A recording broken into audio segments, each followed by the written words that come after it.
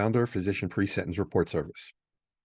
This YouTube is going to review a more simple and straightforward way to understand the First Step Act and how to implement it to get early release. It's about as straightforward as I can be.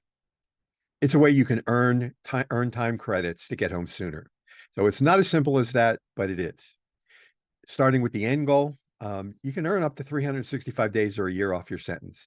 Approximately, from a satellite view, it'll take about a year to earn 6 months, so 2 years to earn 1 year off your sentence. And so that's just a ballpark. There's been a lot of newsprint about you're earning, you can earn 10 credits a month, and after 2 successful assessments where you essentially haven't gotten in trouble, it jumps up an extra 5 credits to 15 credits a month. Now, the first assessment is done. The first assessment is done within 30 days of arrival, but the BOP, or the Federal Bureau of Prisons, is trying not to count that as your first assessment. And so that is another YouTube and a discussion. But right now, according to the law, or as it's written, and the Federal Bureau of Prisons, their own program statements, that first assessment has to be within 30 days. And so with all that being said, I'm going to, regress and go back a little bit, and we're going to talk about stakeholders. Stakeholders, these persons are in charge of essentially your future. I mean, it started with your judge. Before that, it was the prosecutor and the Department of Justice. Now it's going to be your case manager, so that when you go into prison, it's going to be your case manager that you're going to talk with, and you'll introduce, or they're going to call you to the office, and at some point, you're going to try, and when you speak with them, you want to offer to them that you'd like to take the survey. And there's a Spark 13 assessment survey, and you need to take that in order to be able to have your case manager recommend programs for you to take so you can get credit. That's part one. And part two is that if you have, as part of your court case, a financial penalty, or you owe money, restitution, or whatever that may be, the Department of Justice is really pushing on the Federal Bureau of Prisons. They have what's called a financial responsibility program. This is where you need to you need to sign a pact or sign a deal with your case manager, which is the financial responsibility program, so that if you're assuming that you're going to take into your commissary account, and a lot of these I've covered in other YouTubes, we can have a discussion. You can call me on the phone or email me. But if you think you're going to take in per month into your commissary account $1,000, more than $1,000, be prepared to, and you have a financial penalty in the hundreds of thousands or millions, be prepared to offer $200 a month or more to your case manager. If you think you're going to have people, family, friends, if your commissary account is going to show deposits of several $100s a month, and you're not sure even about that amount of money, then offer talk to the case managers and say, can you deduct for the financial responsibility program $25 a month, $25 a quarter, $75 a quarter, whatever is least painful for you, and whatever you and your case manager can work out. But it has to be something, because if you refuse, then what's going to happen is that you may not be able to be entitled to take the First Step Act programs, or be allowed to take advantage of the early release options that would be available through either the First Step Act, or through what's available through your case manager and unit team and the warden, which is the Second Chance Act, which they can on their own go out of proactively offer to you, unbeknownst to you, and you can potentially subtly ask for it at some point, but it's nothing that's official. And so it's a really big deal, because the Department of Justice, if you've been staying up on the news, if they had their way, they would just go into these accounts and take 75% of everything that's in there. And we don't even know, through what's been in the news media, whether it would even go to restitution, which is why we recommend that no one use your commissary account as a bank. I've been made aware that there are people that have, tens of thousands of dollars in there. I don't know that I would recommend doing that at all. Second is the pre-sentence report, which the inmates call the inmate's Bible. So before you ever meet your case manager, and I know we're going to get into the First Step Back in detail, but before you ever meet the case manager, they're going to essentially profile you. And where they're going to get their information is from your pre-sentence report. And so if you haven't written a personal narrative, a reentry plan, anything like this before your pre-sentence interview that made it into your pre-sentence report, then all they're going to know about you is the story that was written by the Department of Justice in your indictment. And so this is another YouTube, but you definitely want to hopefully have a well-written narrative and reentry plan in your pre-sentence report so that your case manager and unit team will have a little bit of background information on you before you all meet, because that reentry plan is going to become very important as you begin taking these First Step Back programs and work towards getting early release. Because in order to get early release, there's a limited number of halfway house beds. And the halfway house residential reentry managers depend on case managers recommending individuals to there for their limited number of beds. And so who are they going to recommend? Someone who has worked very diligently putting together a good reentry plan, or someone who has nothing. And so back to the parts of the narrative, or rather parts of the First Step Back. So there's a Spark 13, which has 13 different areas. There's also pattern, and the pattern, these are hard-coded parts of the risk assessment score. And these categories are things that you should know, as well as the Spark 13 survey questions. I can review both of them before the end of this video so that you can see them both online through my website. But the categories goes over your age, your criminal history, which you should know before you go into your pre-sentence interview. You've gone through that, your education. These are things that are hard-coded. And if you're going in for the first time, chances are your numbers are very low. Now to the nitty-gritty of the First Step Back. It's more than just taking the classes. If you want to be able to get the most amount of benefit out of these classes, the case managers, part of what they're tasked with doing is their job is to look for incremental improvements in those persons, of which you will have a case manager who is essentially guardian over you, who's responsible for watching you reduce your criminogenic needs, your criminals. I was convicted of a felony about 20 years ago in 2010. I'm grateful that I was able to get back my medical license. I transitioned away from patient care because I was unprepared for everything. And I decided that my knowledge and skills in healthcare, and then what I've learned subsequent to going into the BOP, that I could go ahead and work with all of you as you begin to enter this, the American justice system. And so the only way that they're going to be able to judge that you take it, they're going to offer you a class. So let's say you're a very bright person, male, female, you are a banker, you are a politician, it doesn't matter what you did. Okay. Essentially, to everyone, once you're in the BOP, you're a criminal and you're a number. And so they're going to give you a program to take. It could be anything. It could be you are going to be taught how to balance your checkbook.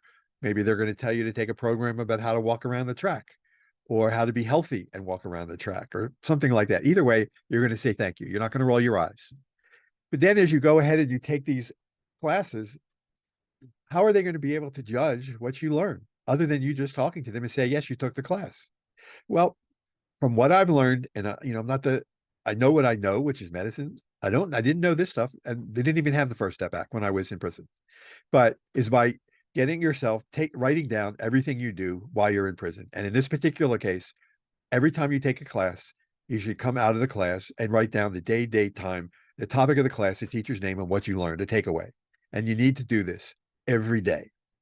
And it's building a habit. You can get from Amazon softback books that are journaling type notebooks. There's a caveat here that there has to be something written on every page other than just the lines. It can be inspirational quotes on history, autobiography, religious, astrology. It doesn't matter, as long as there's something there. And you're going to write down something every day you take this class in this notebook, just because, and I'm going to go into it, but you're going to keep a running record for yourself. And so it's going to consider this because you want to know why you need to keep all these records. And for most of you, you don't even, want to write and keep a record of everything. And I'm going to tell you have to. Consider it like insurance. You drive a car, you have car insurance. You have health insurance. So not everyone wants to buy it. If you're smart, you have health insurance. You have a home, you have homeowners insurance. You hope you don't need it, but you're grateful when you do. Okay. So this is building a new habit. And so why is this important? Well, what happens today it is April 29th, 2023. So let's say in August of 2023, you have your meeting with your case manager And the case manager looks at you and says that we have no record of the class you were supposed to take on April 29th. Remember, this is now in August. You didn't go to that class. What are you going to do? It's months later. A lot's happened since, being in prison. Who knows what you're doing? What are you going to do? You can't argue with them. You have no record of what you did. And you assumed that they have their record and their record is correct. Well, don't assume. And so what you're able to do now is as you have these meetings, you're making all of these records for every class in this notebook. You're able to copy these pages and they'll be in chronological order. So it's not like you're making it up as you go, and it's all going to be the same writing. It's your handwriting. And so you can show the case manager, I'm sorry, but as you see, it's all my handwriting and it's chronological order. I was at each and every class. And if it was one class you missed, it's not like, you were sick and you were in the infirmary or wherever you were, but it's not like you missed it. And so this is your insurance. And so what I want you to understand, and I will show this at the end of the YouTube, is that there's an article that I have, it's on the website. I'll show it at the end, but an individual took this to court where he had a lot of issues when he went to court, but one of them was he felt entitled to 365 days of earned time credits. And the Federal Bureau of Prisons said to the court, they only had him for 75 days. Well, he couldn't prove anything and they had their records. And so don't let this be you. So you want to write down everything, his day, date, time, topic. And at the end of the class, if it's a 2-week class or a 3-month class or a 6-month class, write down your takeaways of each session of things that maybe you could learn or use, at some point in your life or on the outside or with your kids or whenever. And then at the end of the class, put down a thank you for your case manager for suggesting that you took the class, that you learned something. Then I'm going to add on something else. There's lots of time you're going to have lots of time in prison. No one, again, I was unprepared. I was unprepared even when I went into prison. But don't spend all your time watching TV. Going to prison is a finite period of time. And so try and spend it wisely. If you're not a reader, well, try and build this particular habit of reading. But books that are nonfiction. And for however number of months you're going to be going to prison, try and pick out topics of books that you may want to read. It can be any one of a range of different topics, biographies of famous people, history, art history, science, painting, life skills, famous women in history, geology. It really doesn't matter. It needs to be things where you can learn something. And, you can get lists from where I have a big list online at my website. You can go look to New York Times, Forbes, but buy the books from Amazon and spread the list out through family and friends. Maybe 2 books come in every 3 weeks. And then every day read, and date and then the author and the book and, read, as much as you like. And, if there's something that you could pull out from that chapter of, something of interest. And some chapters will have more than others, but just write down everything that you're doing, because this is going to begin to be part of your reentry plan. And this reentry plan that you've started before your pre-sentence interview begins to have depth. And who knows? I mean, you actually may be able to pull out a career. When I was in the BOP and they didn't have this, I just wasn't motivated to do this. I had several thoughts on my mind. One was getting back my license. The other, I was just a basket case the whole time. I appealed part of the indictment, and that was not the smartest thing to do. And so I'm grateful enough, as I said earlier, that I was able to get the license back. But don't take all your time watching TV and sports. You're going to get out of prison. And so you need to begin to prepare that reentry plan, because you want to do something. If you've always been self-employed, well, depending what you used to do, if what you used to do had nothing to do with your case that got you in trouble, then you probably can go back to that. But you want to, hopefully you have character letters from before your pre-sentence interview from those in your business community that will at least give you that first start. And so, I think that, if you're not, even if you're not a reader, but you're interested in the arts or painting or drawing, you can also bring in books like that and begin to start. And who knows where it will take you. If you're already, an educated male or female, person, and you have had a big business and a great experience, well, then I probably don't have to go through the reading list with you, because you're going to prepare that and have the books already sent to you. You'll be prepared already for taking notes through all of the First Step Back classes. But guess what? You have experience. Create a class. I'm sure after you speaking with, some of the individuals in there, you'll be able to come up with a curriculum that you think will be of interest to those that are there with you that don't have your experience, make it so that people can meet several times a week for several months, run it by your case manager. If they say okay, guess what? They'll take the credit, and that's okay. That's actually even better. And it'll help you look better, and it'll give you something to do also, and it'll help those around you. Every conversation you had, and again, this goes back to building your reentry plan, because now this is all building in on the First Step Act, because the First Step Act is helping to reduce your criminogenic needs. And all of these steps go into reducing your criminogenic need. They all dovetail into one another. Log every conversation you have with a BOP. Anytime you have a conversation with the staff of the Federal Bureau of Prisons, and when you're done, no matter how innocuous it may be, write down the date, their name, the topic of the conversation, because it can be as innocent as anything, but you're not going to know, unfortunately, until, like taking the class, until months later, somebody says, mention that conversation, and there was something maybe you needed to do, you forgot. But if you needed something from that conversation and you forgot about it and it's not written down, you're out of luck. Next, you have your GED and you haven't been to college, but you want to go to college, get an education. Well, starting July 1, 2023, the Biden administration, with the Second Chance Act Pell Education Grant, they will have started providing grants through different colleges and universities. I have a list of participating colleges and universities that you can do online classes with. And so all of this, again, dovetails through the First Step Act, which is showing incremental improvements in you doing the work to help decrease, in the eyes of the system, which is your case managers, your criminogenic needs. Now, you may not think you have any criminogenic needs. Your family may not think it. I may not think you had any, but the system does. And the case managers, this is how they're wired. And so they need to see that improvement. Back to the financial responsibility program, it all goes, you can't refuse to participate, because if you do, then it all goes away. Now we're going to get to the reentry plan that I touch and go on all the time. So why is this important? Well, if you don't have a release plan or this reentry plan, which is what you're building, in other words, as you bring in all this information on separate pieces of paper that you've copied, every time you speak with your case manager, they're going to put it in a file, and that file builds your release plan. Now, towards the end on my website, you'll be able to find it, if I can remember to pull it up, through, I forget the website from Minnesota, but it gets into more detail as to where you're going to live, how you're going to put together a budget, what kind of jobs are you going to look at. Do you have your driver's license? Do you have your social security card? It's going to touch on all of those basic needs. If you have a place to live, then, and someone to drive you around, et cetera, it's going to cover all those basic facts. But if you no release plan, so the question is going to be, Second Chance Act, your case managers can recommend you to get into a halfway house earlier.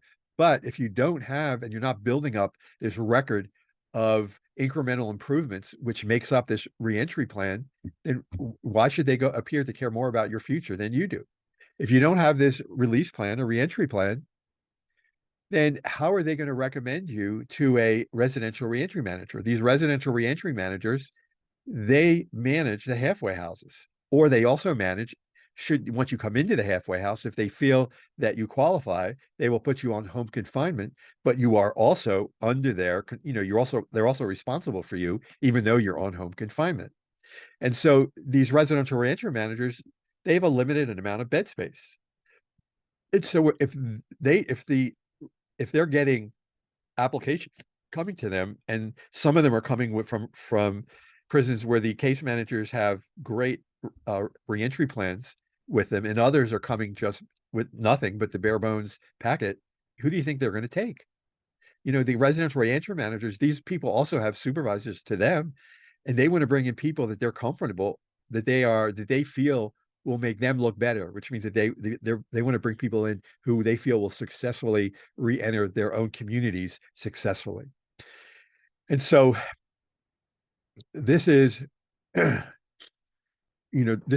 hope that you find this helpful. Let me try and see if I can pull up some information that will help you see what I'm talking about. If I can do that, I may be able to, and I may not. Okay. Let's see. And go here and all right. So this comes right to this one. So this is on, actually, give me a minute. So this is on the second tab on my website. And if I come back down too far, all right. So down here, this is the legal case I'm talking about. And if I open it up, where we can see, maybe, bear with me, it's okay. This is an example where you need to document your First Step Back credits. The petitioner earned, he thought 365 days of credit, and the BOP only said he earned 75 days of First Step Back credits. And so you can read it here. There were other issues here because he was a deportable alien, but at the end, I read through the whole thing. He still was not able to prove that he had 365 days of credits. Next, let's see what else I had here that I thought was worthwhile. Let me see something. Maybe, no, wrong way. Let's see. Legal case. Here is the list of schools from the Pell Grant. So you can go to the website still. That's that second page. Oops. It's not the, well, that's not good. I got to fix that. I thought that was the schools. Participating colleges. Let's try that. Oh, there we go. Okay. And so this is, let's see. So here's just a list of all the colleges and universities, and you can go in there and contact them, and you can see if their grants are sufficient for you. Then let's see, what else do I have here that could be helpful? Books are at the bottom of this page. Let's see. All right, come over here and come all the way down. And here I just come down to, all right, okay. So here I have a list of books. We have, biographies by Mandela, Think and Grow Rich. It's an oldie but goodie. Power of Habit is a good one, especially if you think starting a habit is not going to be easy. Rich Dad, Poor Dad is an oldie. 3 Laws of Performance is excellent. 7 Habits of Highly Effective People is actually Stephen Covey, but one of the programs is part of the First Step Back program system. But also, I've also broke it down into business, life skills, and historical biographies. And so you can look to see what's semi-current. And when you open these up, there's like a list of them to review, just to kind of give yourselves a start, if you will, looking this stuff over. And here, let me see why I put this page in second. Let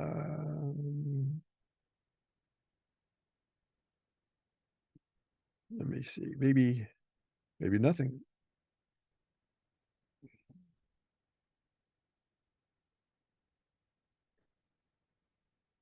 I think that is pretty much it.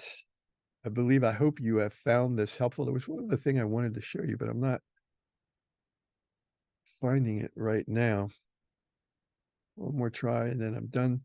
But I hope you found this helpful. All this information is available on the website. And please don't try and do all of this on your own. Find someone who is not an enabler, someone who's, has experience in sentencing mitigation.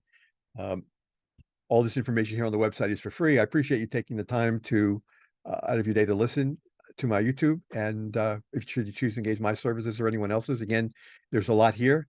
And I hope you stay safe. Have a good day.